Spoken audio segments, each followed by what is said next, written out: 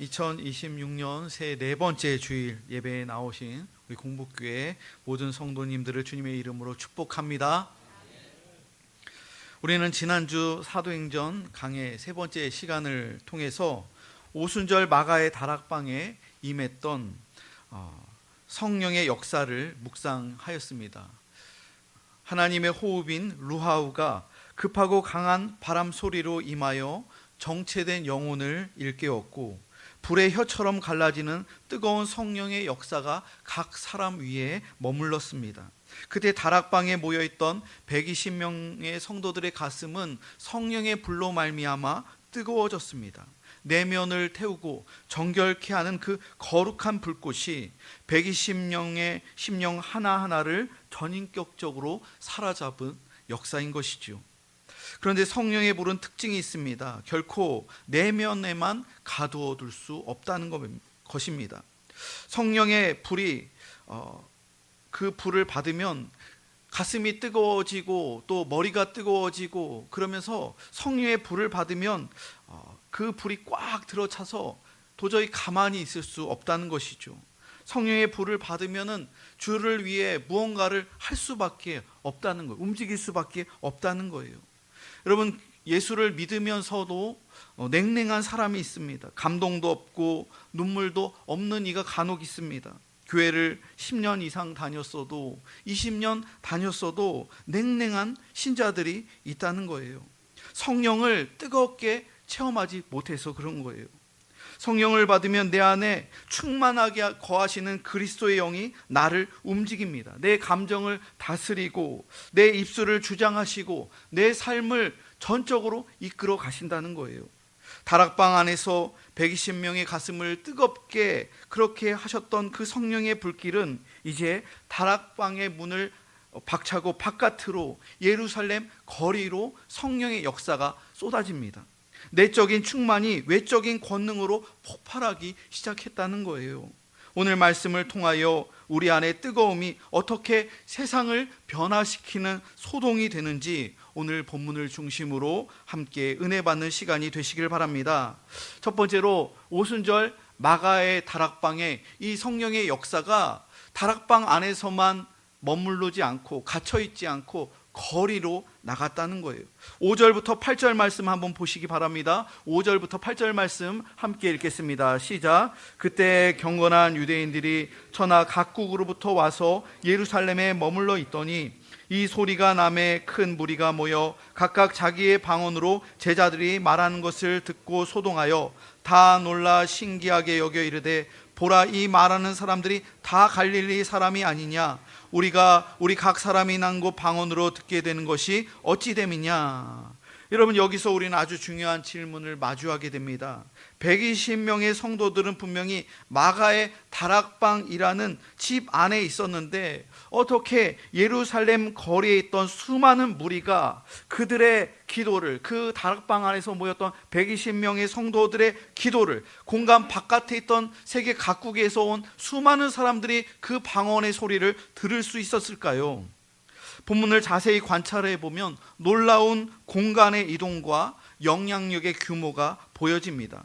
6절을 자세히 보면 이 소리가 남에 큰 무리가 모여, 이 소리가 났다는 것은 방언 기도 소리를 말하는 거예요. 마가의 다락방에서 났던 그 세계 각국 언어로 된 그 방언의 기도 소리가 마가의 다락방 바깥까지 들렸다는 거예요. 그래서 그 자기들의 언어가 들리는데 하나님의 큰 역사, 그 소리가, 그 기도가 복음이었다는 것이죠. 하나님의 구원의 역사를 찬양하는 기도 소리가 나오는데 여러 가지 셀 수 없는 많은 세계의 언어로, 몇십 개의 언어로 오늘 지도에 기록되어 있고 지명의 나라들이 있는데 그 수많은 그 언어로 나오는데 사람들이 신기해서 굉장히 많은 군중들이 모였다는 것이죠.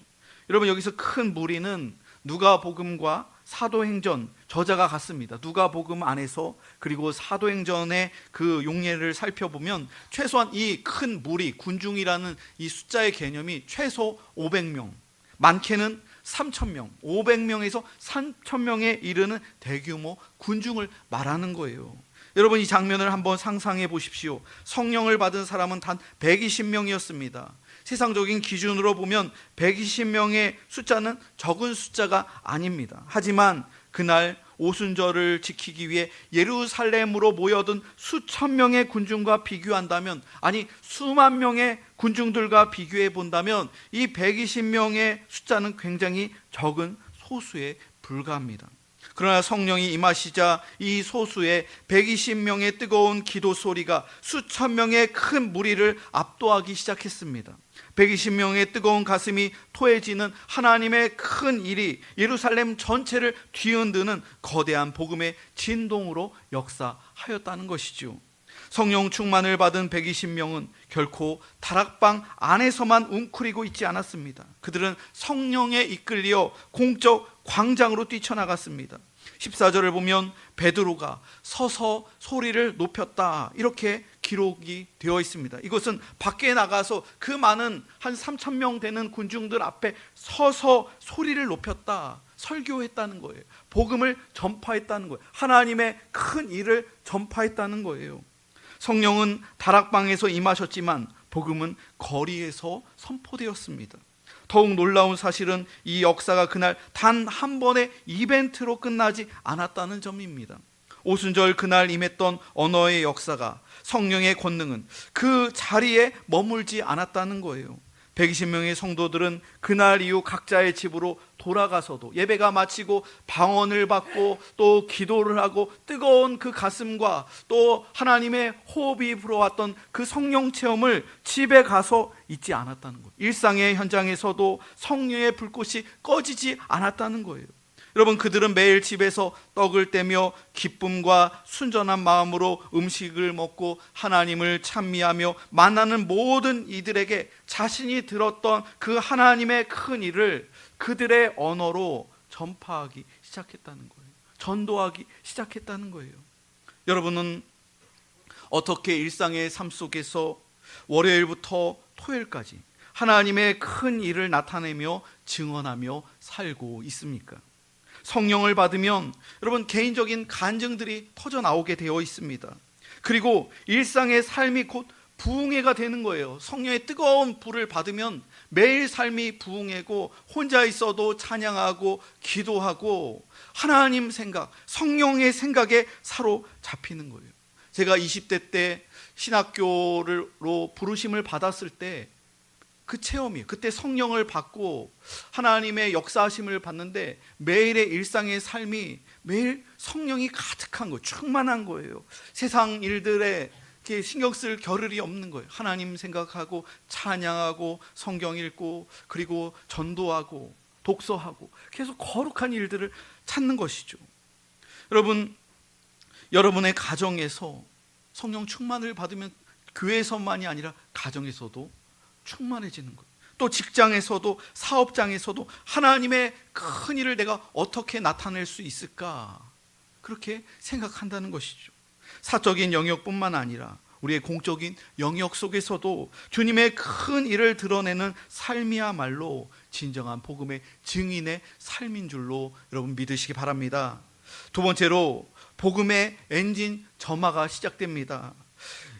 9절부터 11절을 보면 하나님께서 지도를 보여주시고 그 열방 사람들을 보여주시는데, 예루살렘의 오순절을 지키기 위해 온 사람들, 이들에게 이 성령의 불이 전파된다는 거예요.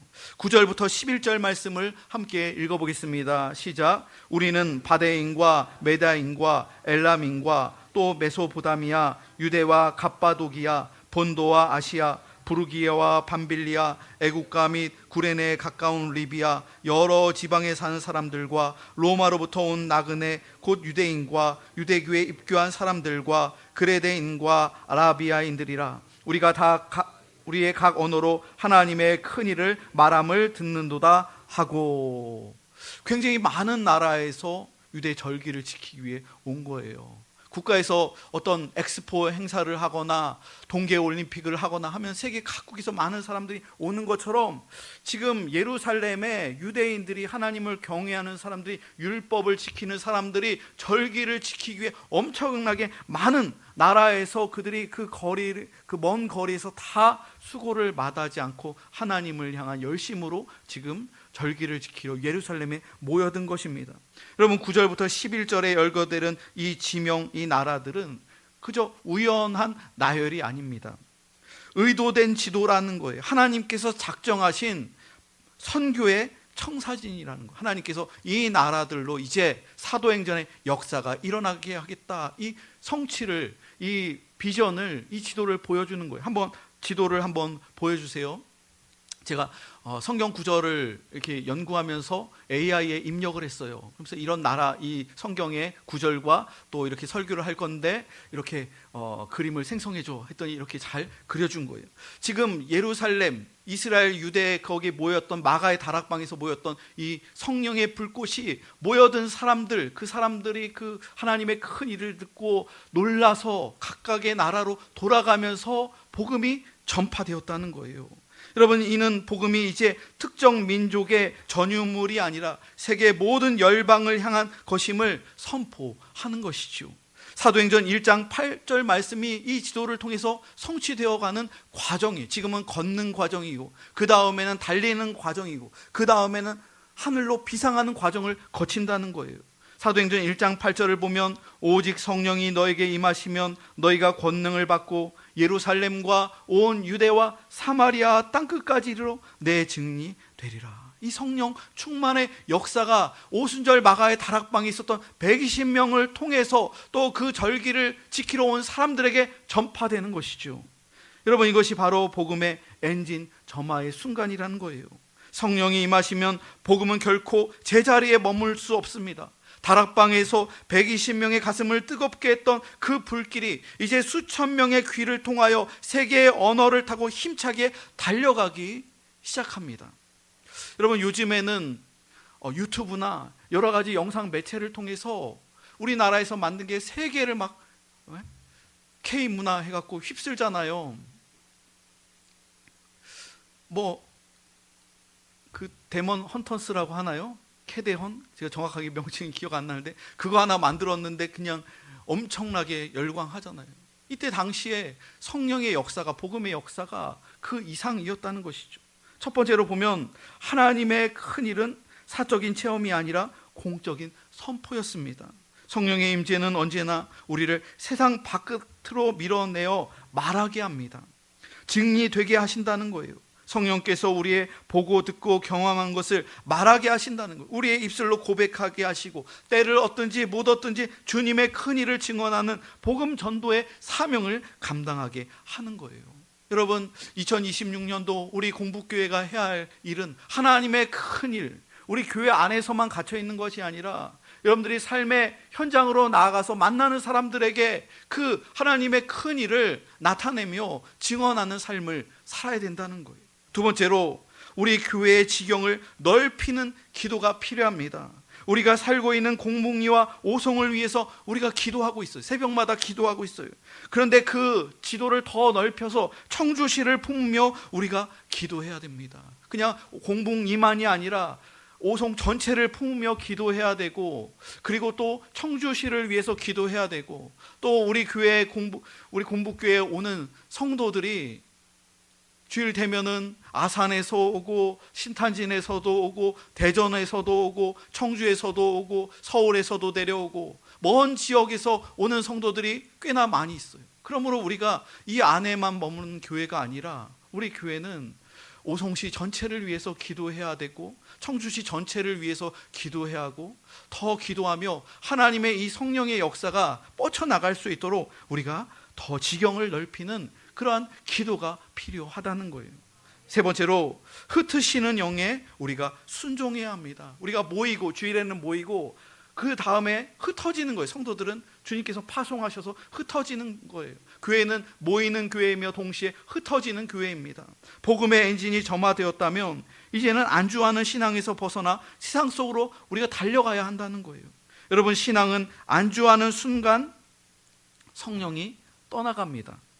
엘리 제사장이 안주하는 순간 하나님의 영이 그 집안을 떠났습니다. 사사 삼손이 안주하는 순간 하나님의 영이, 하나님의 성령 충만이 사사 삼손에게 떠나갔습니다. 여러분, 성령 충만은 우리를 움직이게 합니다. 살아있는 것은 반드시 운동력이 있어요. 살아있는 것은 움직인다는 거예요. 가만히 있을 수 없다는 거예요. 끊임없이 움직인다는 거예요. 여러분, 바닷속에 사는 상어 있죠? 상어라는 어류는 불에가 없는 물고기래요. 불에가 없대요. 불에 있는 고기들은 물속에서 가만히 있잖아요. 불에가 없으니까 상어들은 24시간 생존하는 동안 계속 헤엄을 쳐야 된다는 거예요. 그냥 딱 멈추면은 그냥 상어는 가라앉아서 죽는 거예요. 움직여야 사는 거예요. 우리의 건강 역시 마찬가지입니다. 움직여야 돼요. 걷고 움직이고 활동해야 되는 거예요. 그래야 건강해질 수 있는 거예요. 성령 역시 우리 안에 임재하시면 우리를 움직이게 한다는 거예요. 복음은 역동성이 있습니다. 초대 예루살렘 교회가 성령의 권능을 받아 3,000명이 회개하고 세례받고 5,000명이 교회에 와서 예배드리고 엄청난 부흥의 역사가 나타났습니다. 예루살렘 교회가 크게 부흥하자 어느 순간 이 예루살렘 교회도 안주하는 시간이 있었습니다. 여기가 좋사오니 3,000명이 회개하고 세례받고 예루살렘 교회가 부흥하니까 12명의 사도들은 너무 신나고 기쁜 거예요. 또 5,000명이 성령 충만 받고, 그러니까 교회가 급성장하니까 그 안에서 구제하고 또 7 집사들 스데반을 비롯해서 빌립과 여러 집사들을, 안수 집사들을 세우고 교회가 막 성장하니까 좋은 거예요. 그러면서 교회가 안주하기 시작합니다. 12 사도와 7 집사와 10,000명 이상의 예루살렘 교회가 주의 사도행전의 이 사명을 감당하지 않고 예루살렘 안에만 여적지 머물러 있는 거예요. 여기가 좋사오니 흩어지지 않았다는 거예요. 세상 속으로 더 적극적으로 나가지 않았다는 거예요. 그러자 성령께서 어떻게 하셨습니까? 박해라는 도구를 통해서 예루살렘 교회를 흩으신 거예요. 초대교회 박해가 일어납니다. 그 박해로 말미암아 성도들이 흩어지는 거예요. 교회가 흩어지는 거예요. 사도행전 8장 1절 말씀을 한번 보여주세요. 사도행전 8장에 가서 교회가 박해를 당해서 스데반 집사가 처음으로 순교를 합니다. 이 말씀을 보면 사울은, 함께 읽겠습니다. 시작. 사울은 그가 죽임 당함을 마땅히 여기더라. 그날에 예루살렘에 있는 교회에 큰 박해가 있어 사도 외에는 다 유대와 사마리아 모든 땅으로 흩어지니라. 이 말씀 그대로 보여주세요. 박해가 있었기 때문에 성도들이 흩어지는 거예요. 초대교회 집사들이 흩어지는 거예요. 스데반이 순교하면서 빌립이 사마리아 땅으로 가고요.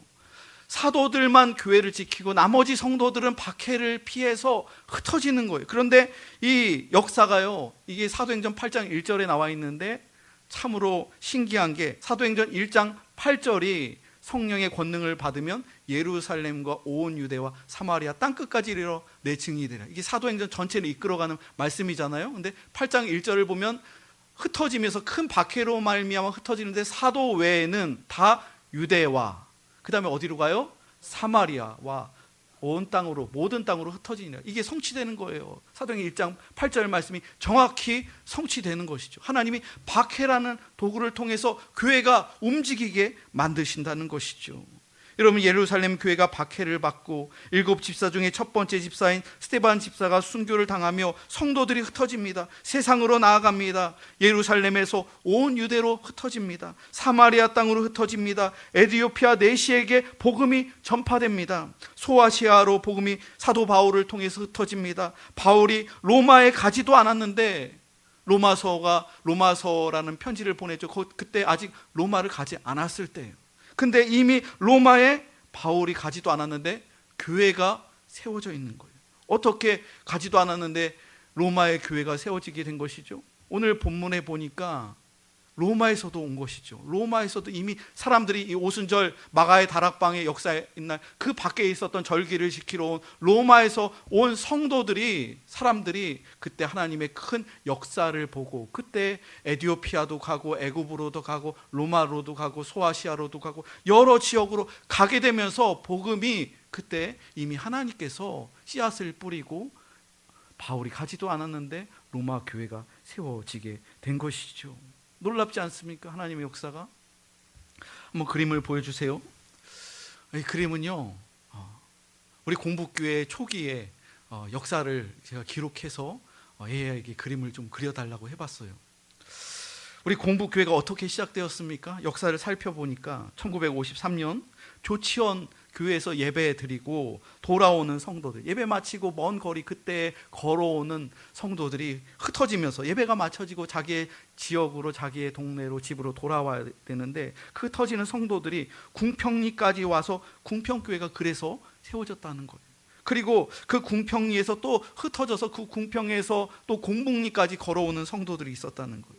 공북리까지 오는 성도들이 각 그 가정에서 서너 명이 모여서 기도하기 시작했어요. 그때 모였던 분이 심부영, 김복순, 박덕순, 남상곤, 이렇게 4명의 성도들이 함께 그전에는 조치원까지 또 궁평에서 그랬던 분들이 여기에 와서 고뭉이에 모여서 함께 그 가정에서 기도하면서 시작된 교회가 바로 공부교회인 것이죠. 여러분, 흩어짐이 곧 부흥의 시작임을 여러분 기억하시기를 바랍니다. 세 번째로, 이 성령의 역사를 들은 바깥에 있었던 대규모 군중들이, 수천 명의 군중들이 그 방언, 자기들의 나라의 언어를 들으면서 하나님의 큰 역사를 들으면서 두 가지의 반응이 있었습니다. 첫 번째는 경탄이고 두 번째는 조롱입니다. 성령에 이끌려 나간 120명의 성도들과 제자들의 증언 앞에 사람들의 두 가지 반응이 나타났습니다. 첫 번째는 경탄입니다. 12절에 보니까 다 놀라며 당황하며 서로 이르되 이 어찌 된 일이냐. 수천 명의 사람들이 경탄하는 거예요.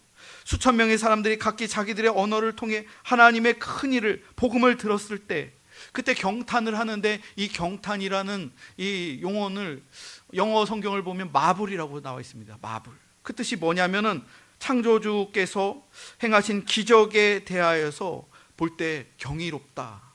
하나님의 엄청난 자연 만물을 보면서 큰 산이나 거대한 폭포를 보거나 그럴 때 경이롭다. 그런 것처럼 이들이 그 자기들의 언어를 통해서 하나님의 그 복음을 들었을 때 경탄했다는, 경이롭다 그랬다는 거예요.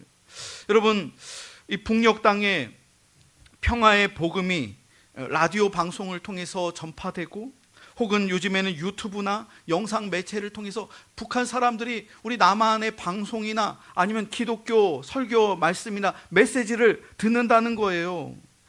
그것을 들으면서 사람들이 믿음이 생겨나는 거예요. 그러면서 결심을 합니다. 목숨을 걸고 주님께서 자유와 평화의 땅으로, 대한민국으로 탈북하라는 결심을 하게 하는 거예요. 그들에게. 참으로 경이롭지 않습니까? 요즘에 영화관 보면은 신의 악단이라는 영화가 굉장히 많이 사람들에게 이 북한 선교에 대해서, 그들이 처음에는 그저 선전용으로 예배드리고 찬양했던 그 사람들이 믿음이 생겨나는 과정을 영화로 이렇게 제작했는데, 지금 많은 교회에서 그 신의 악단 영화를 이렇게 보러 갑니다. 주일 예배 마치고 가고 수요 예배 마치고 가고. 우리 교회에서도 제가 적절한 시간에 함께 이렇게 보고 싶은 마음이 있어요. 이미 보신 분들도 있을지 모르겠어요. 젊으신 분들은 이 유튜브에 보면 쇼츠로도 올라오고 하는데, 광야라는 이 찬양을 정진훈이라는 배우가 찬양하는데, 저도 평상시에 그 찬양을 굉장히 좋아하는데, 그 찬양을 부르는데 이 배우가 교회 다니는 사람이구나, 이걸 딱 듣자마자 알 수가 있었어요. 그분이 고백하는 거예요. 나중에 자기 원래 교회 다녔었는데 멀어졌었는데 이 영화를 찍으면서 계속 이 찬양을 하면서 회개했다는 거예요. 그리고 교회 가기로 결단하고 성경 공부를 시작했다고 그렇게 간증을 하더라고요. 여러분, 주님의 역사하심을 들으면서 우리들이 가슴이 뜨거워지는 역사, 그럴 때 경이로운 체험을 하는 거예요.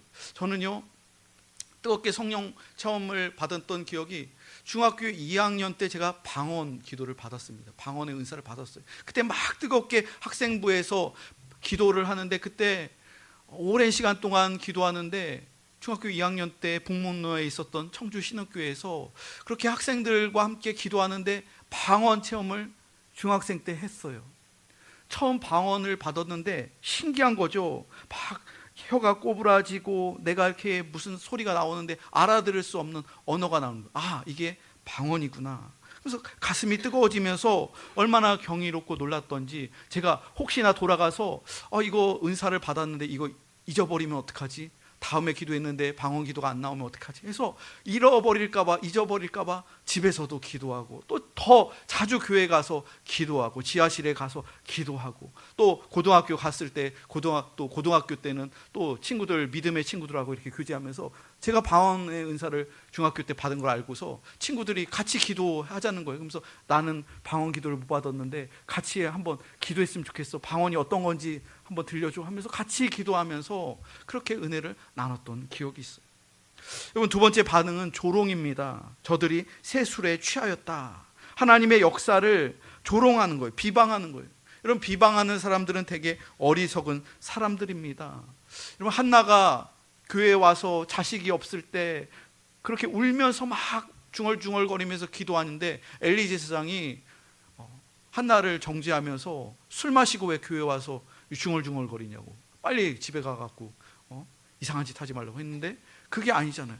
엘리 제사장이 영성이 없었기 때문에, 하나님의 영이 떠났기 때문에 그 간절함을, 그 기도하는 것을 이렇게 깨닫지 못했다는 거예요. 그것을 조롱했다는 것이죠.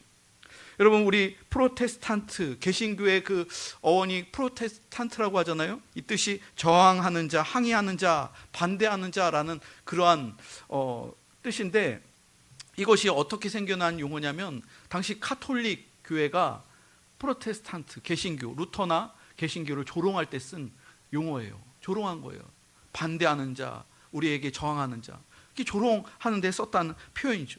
우리 성결교 역시도 마찬가지입니다. 우리 성결교가 1907년도에 들어왔는데 그때 뜨겁게 기도하고 또 방언하고 또 나가서 노방 전도하고 주여 삼창하고 하는데, 점잖게 예배드리는 먼저 들어왔던 감리교나 또 장로교 신자들이 성결교를 조롱했습니다. 저들 이단이다, 이렇게 조롱했다는 거예요. 여러분, 조롱받는 것을 두려워하지 마십시오. 주님을 올바로 믿고 또 열심을 다해서 섬기는데 세상 사람들이 조롱한다. 여러분, 진리는 조롱받을 때가 있어요. 사탄 마귀가 하나님을 조롱하고 교회를 조롱할 때가 있어요. 그때 위축될 필요가 없어요. 아, 내가 바르게 믿고 있구나. 하나님의 조롱을 받을수록 여러분, 하나님의 상이 하늘에서 더 큼을 여러분 기억하시기 바랍니다.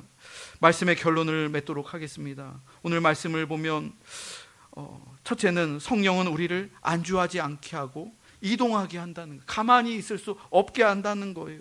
두 번째로 성령 하나님의 역사하심은 120명이 불받은 그 복음의 엔진, 그 불꽃이 120명, 그리고 마가의 다락방 안에, 교회 안에만 갇혀 있는 것이 아니라 그 바깥에 있는 수만 명의 사람들에게 전파된다는 거예요. 우리의 신앙이 교회 안에서만 머무는 것이 아니라, 이 공복리에서만 머무는 것이 아니라 우리의 그 복음의 역사가 오송 전체로, 또 청주로, 여러분들이 있는 그 가정과 또 일터 가운데로 퍼지기를 축복합니다. 그리고 마지막 세 번째로, 이 역사는 그날로 끝나지 않았다는 거예요. 일회성으로 끝나지 않았다는 거예요. 일상으로 이어졌다는 거예요. 우리의 삶이 주님께 받은 그 은혜가 주일로 끝나는 것이 아니라 매일의 삶 가운데, 그리고 그 매일이, 일주일이 한 달이 되게 하시고 6개월이 되게 하시고 1년이 되게 하시고 그 성령의 역사가 쭉 이어지는 그러한 놀라운 사도행전의 주님의 큰 부흥의 역사가 이 말씀을 들은 오늘 주일을 통하여 우리 공복교회 성도들과 가정과 또한 모든 일터 위에 충만하게 넘치시기를 주님의 이름으로 축원합니다. 생명을 주시려고 참 빛으로 예수 나셨다. 사랑을 찾는 사람, 진리를 찾는 사람, 외로운 자, 아픈 자도 빛으로